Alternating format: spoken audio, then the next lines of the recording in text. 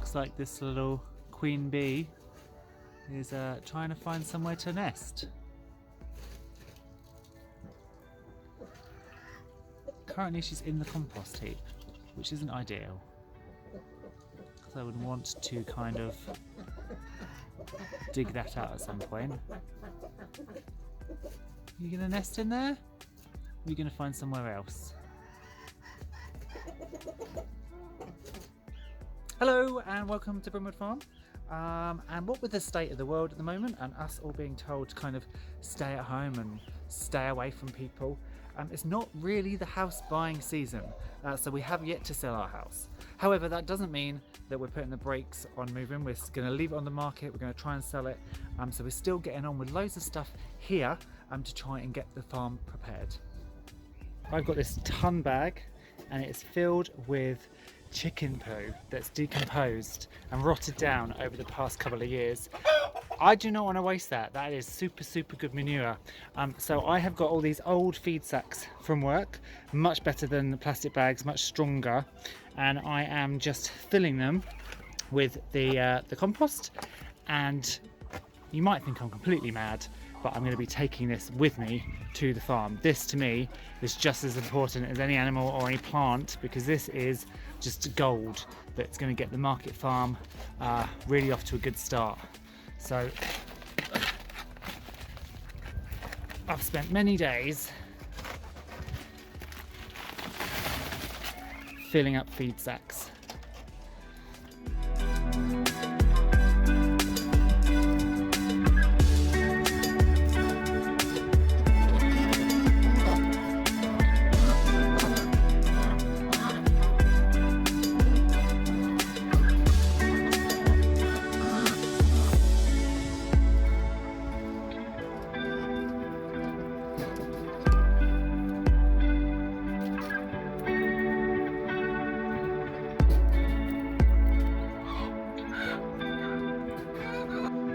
So I filled up 9 sacks so far, so they're down here awaiting to be popped into the car. And there's one good thing: if you have got quite a small garden, if you can get hold of those ton sacks and you can just fill them with, that was kind of pure chicken poo with a little bit of sawdust and stuff, and it's been left there for a couple of years. But if you can get one of those ton bags, you can just fill it, leave it, cover it over as I've done. I just used one of the tops of those little kids sandbars, the turtles. I just used one of the tops of that. I just popped it on top so the chickens can get in there and could rot down nicely. And now, as you've seen, it's turned into lovely soil, really rich compost that I can use on the market garden. So you can just stash that in a corner. And these will be all going into the car and then up to the farm. I am also really thrilled with how my nuttery trees are coming on, and you can see them here. And these cob nuts are really coming into leaf now. Trying to get it. There we go. Look, it looks really pretty. So these are 2 cob nuts are coming in really well. You can see they're just leafing up everywhere. The almonds, you might have seen on my Instagram, are literally about to go. We've got lots of lovely flowers that are ready to burst. None of them have actually opened yet, and the nice thing is these are still in pots, so if we do have a frost, I can take those inside. And the walnuts and the sweet chestnuts they've just started to bud.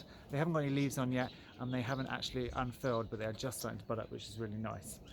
I was going to take these up to the farm and get them planted in, but I just kind of feel like, because of what happened with that conifer and the deer, I want to be more on site when I put these in, because these have cost me quite a bit of money, and I don't want to just pop them in and then abandon them for several weeks and then go back and find the deer have really gnawed into them. So I'm going to keep them here, and they'll probably be one of the last things that I take to the farm, because I can protect them properly and look after them.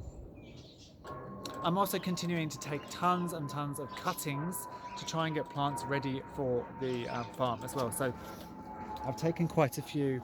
These are white buddleias. They were used in my my Mars Hydro, which is It's just through there. That's my Mars Hydro setup. So it's a really high spectrum bright light, and you can see underneath there are quite a few little plants going. So these are white buddleia, so these are going to be used for the entrance to the wildflower meadow. I'm going to have a cloud prune these white buddleia and make a little grove of them. And then these are 7 so far little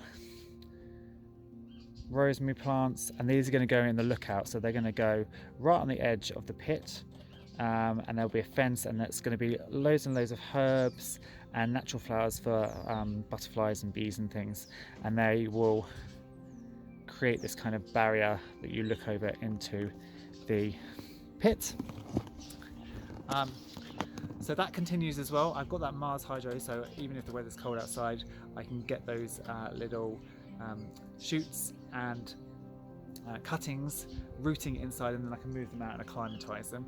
So that is ongoing.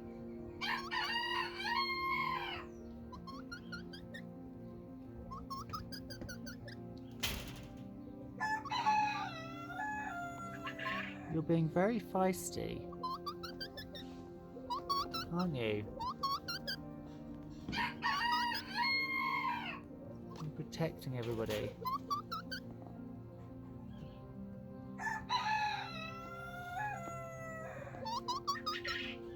Don't like the camera.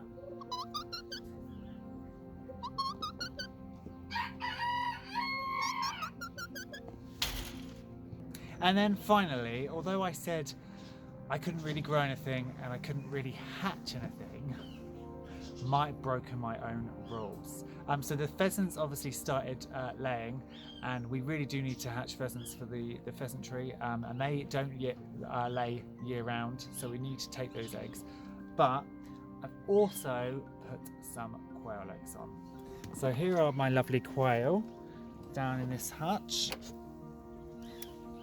Here they are. And what happened was I took a load, they laid a load of eggs last year, and I put a load of eggs into the incubator, and I had a really good hatch. Where are you going? I had about 17 chicks, and they all died. And I'm fairly sure it's because these guys have bred over the past couple of years, and I've always just returned the hens into the same coop. And I think I've just got to a point where we've got a lethal gene going through due to possible inbreeding. So I bought in 12 new eggs. They are in the incubator, and then we will introduce the new babies into this colony, and hopefully that will then mean that we can start breeding from these guys again as well, and we'll have more success with the chicks. So plans for the farm do continue. I'm not letting things get me down, and even though the house might not sell as quickly as we wanted, we're going to progress that anyway. Thank you for tuning in and watching. If you've liked the video, please hit the thumbs up. If you're on Facebook, please come across and join Brimwood Farm's community group. Please stay safe, stay as healthy as you can, and I will see you on the next video. Bye bye.